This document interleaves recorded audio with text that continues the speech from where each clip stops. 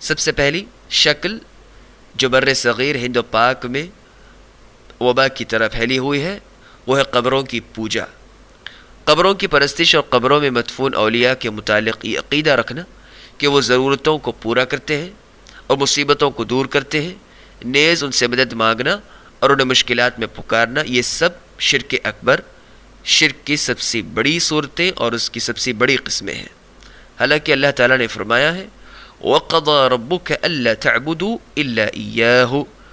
سورۃ الاسراء آیت نمبر 23، اور تمہارا پروردگار صاف صاف حکم دے چکا ہے کہ تم اس کے سوا کسی اور کی عبادت نہ کرنا۔ اسی طرح مشکلات سے نجات پانے یا سفارش طلب کرنے کے لیے انبیاء کرام یا دیگر فوج شدہ نیک بندوں کو پکارنا بھی شرک ہے۔ اللہ نے ارشاد فرمایا أَمَّن يُجِيبُ الْمُضْطَرَّ إِذَا دَعَاهُ وَيَكْشِفُ السُّوءَ وَيَجْعَلُكُمْ خُلَفَاءَ الْأَرْضِ أَإِلَٰهٌ مَّعَ اللَّهِ، سورۃ النمل آیت نمبر 62۔ بھلا مصیبت کا مارا لاچار مجبور شخص جب بے قراری میں اللہ کو پکارے تو کون ہے جو اس کی دعا قبول کر کے اس کی تکلیف کو دور کرتا ہے؟ اور کون تم کو زمین میں ایک دوسرے کا جانشی بناتا ہے؟ کیا اب بھی یہی کہو گے کہ اللہ کے ساتھ کوئی دوسرا معبود بھی ہے جو یہ سارے کام کرتا ہو؟ بعض لوگ اپنے پیر یا ولی کے نام کو اپنا تکیہ کلام اور عادت ہی بنا لیتے ہیں، حتیٰ کہ اٹھتے بیٹھتے ٹھوکر کھاتے پاؤں پھسلتے ہر وقت اسی کو پکارتے ہیں، اور جب بھی کسی مصیبت، تکلیف، پریشانی، مشکل، دشواری میں گرفتار ہوتے ہیں تو کوئی یا محمد کہہ کر پکارتا ہے، کوئی یا علی کہہ کر، کوئی کچھ نعرہ لگاتا ہے، کوئی کہتا ہے یا حسین اور ان سے مدد طلب کرتا ہے، کوئی یا بدوی کا نام لیتا ہے، کوئی کچھ، کوئی یا عبد القادر جیلانی کا سہارا لیتا ہے، کوئی یا شاذ علی پر اعتماد کرتا ہے، کوئی یا رافعی کا دم بھرتا ہے، کوئی یا عدروس کو سامنے رکھتا ہے، کوئی بی بی زینب اور ابن علوان کو بلند آوازوں سے پکارتا ہے، جبکہ اللہ تعالیٰ کا فرمان ہے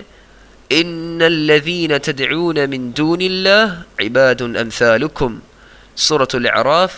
آیت نمبر 194۔ یقیناً تم اللہ کے سوا جن لوگوں کو پکارتے ہو وہ بھی تمہاری طرح بندے ہی ہیں۔ اور بعض قبروں کے پجاری تو قبروں کا طواف کرتے ہیں، قبر کے ہر کونے کو ہاتھ لگاتے، برکت کے لیے چھوتے، مزاروں کی چوکٹ کو بوسہ دیتے، اپنی پیشانی کو قبر کی مٹی سے خاک آلودہ کرتے، قبروں کے لیے سجدے کرتے، اور انتہائی عاجزی انکساری ذلت کے ساتھ قبروں کے سامنے کھڑے ہو کر گڑگڑاتے ہوئے ان قبر والوں سے اپنی ضروریات طلب کرتے ہیں، بیماری سے نجات پانے، اولاد حاصل کرنے، مشکلات حل کروانے کے لیے انہیں پکارتے ہیں۔ بلکہ بعض اوقات تو صاحب قبر سے مخاطب ہو کر یوں کہتے ہیں صاحب شان ہستی، میں بہت دور دراز ملک سے آیا ہوں، مجھے نامراد واپس نہ لوٹائیے، جبکہ اللہ تعالیٰ کا ارشاد ہے وَمَنْ أَضَلُّ مِمَّنْ يَدْعُو مِن دُونِ اللَّهِ مَنْ لَا يَسْتَجِيبُ لَهُ إِلَى يَوْمِ الْقِيَامَةِ وَهُمْ عَنْ دُعَائِهِمْ غَافِلُونَ، سورۃ الاحقاف آیت نمبر 5۔ اور اس شخص سے بڑھ کر گمراہ اور کون ہوگا جو اللہ کے سوا ایسی ہستیوں کو پکارتا ہے جو قیامت تک اس کے پکارنے کا جواب نہ دے سکے۔ جواب دینا تو دور کی بات ہے، وہ تو ان کے پکارنے سے ہی بے خبر ہے، ان کی پکار کو سن تک نہیں سکتے۔ نبی کریم صلی اللہ علیہ وسلم کا ارشاد ہے، آپ نے فرمایا من مات وهو يدعو من دون الله ندا دخل النار، صحیح بخاری مع الفتح، جو شخص اللہ کے سوا دوسرے شریکوں کو پکارتے بغیر توبہ کیے مر گیا وہ جہنم کی آگ میں داخل ہوا، اعوذ باللہ من النار۔ بعض لوگ قبروں کے پاس جا کر اپنے سر منڈواتے ہیں، اور بعضوں کے پاس تو ایسی کتابیں ہوتی ہیں جن کا عنوان ہوتا ہے مزارات کے حج کرنے کا طریقہ، اور بعض لوگ یہ عقیدہ رکھتے ہیں کہ اولیاء کرام کائنات کا نظام چلانے کا مکمل اختیار رکھتے ہیں اور وہ نفع نقصان کے بھی مالک ہیں، جبکہ اللہ تعالی یوں فرماتے ہیں وَإِن يَمْسَسْكَ اللَّهُ بِضُرٍّ فَلَا كَاشِفَ لَهُ إِلَّا هُوَ وَإِن يُرِدْكَ بِخَيْرٍ فَلَا رَادَّ لِفَضْلِهِ، سورہ یونس آیت نمبر 107۔